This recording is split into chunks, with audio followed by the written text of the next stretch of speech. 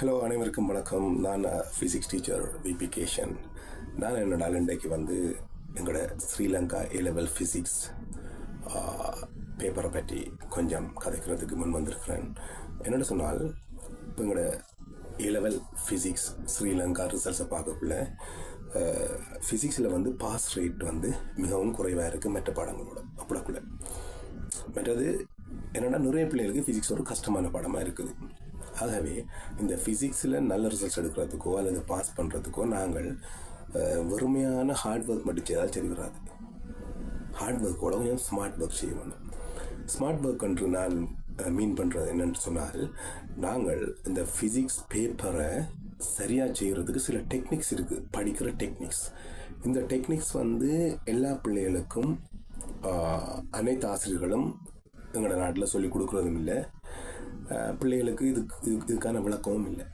ஆகவே நான் ஒரு 16 இயர்ஸ் எக்ஸ்பீரியன்ஸ் ஃபிசிக்ஸ் டீச்சர் என்ற வகையில் நான் வழிவகுத்து வச்சிருக்கிற சில டெக்னிக்ஸை நான் உங்களோட பகிர்றதுக்கு முன் வந்திருக்கிறேன். இப்போ நான் இந்த வீடியோவில் ஃபோக்கஸ் பண்ணுறது மெயினாக ஒரு ஃபெயில் லெவலில் உள்ள பிள்ளை அல்லது ஒரு எஸ் லெவலில் உள்ள பிள்ளை. ஒரு ஃபெயில் லெவலில் உள்ள ஒரு பிள்ளையை எஸ் எடுக்க வைக்கிறது எப்படி, அல்லது எஸ் லெவலில் உள்ள ஒரு பிள்ளையை ஒரு பிக்கு கொண்டு போகிறது எப்படி, அப்படியான பிள்ளைகளுக்கு இது மிகவும் பயன்படும். ஏ எடுக்கிற பிள்ளைகள் நீங்கள் பார்த்தால் தெரியும், ஏ எடுக்கிறவங்க எக்ஸ்ட்ரா ஆர்டினரி பிள்ளைகள் எங்கே படித்தாலுமே எடுப்பாங்க. எந்த ஊர்லேயோ எந்த டீச்சர்கிட்டையோ எங்கே படித்தாலும் அவங்களுக்கு நாங்கள் ஒரு கைடன்ஸை மட்டும் கொடுத்தால் அவங்க எடுத்துருவாங்க ரிசல்ட்ஸ். அவங்க எக்ஸ்ட்ரா ஆர்டினரி. மற்ற எவரேஜான மாணவர்கள் எல்லாருக்கும் இது பயன்படும். எடுக்கிற பிள்ளைகளுக்கும் இந்த வீடியோ பிரயோசனமாக இருக்கும், நான் இல்லைன்னு சொல்லலை. ஆனால் நாங்கள் அந்த சில உண்மைகளை விளங்கிக் கொள்ள வேண்டும் தானே. Extraordinary, average students, weak ஸ்டூடெண்ட்ஸ்ன்ற கேட்டகரி இருக்குது.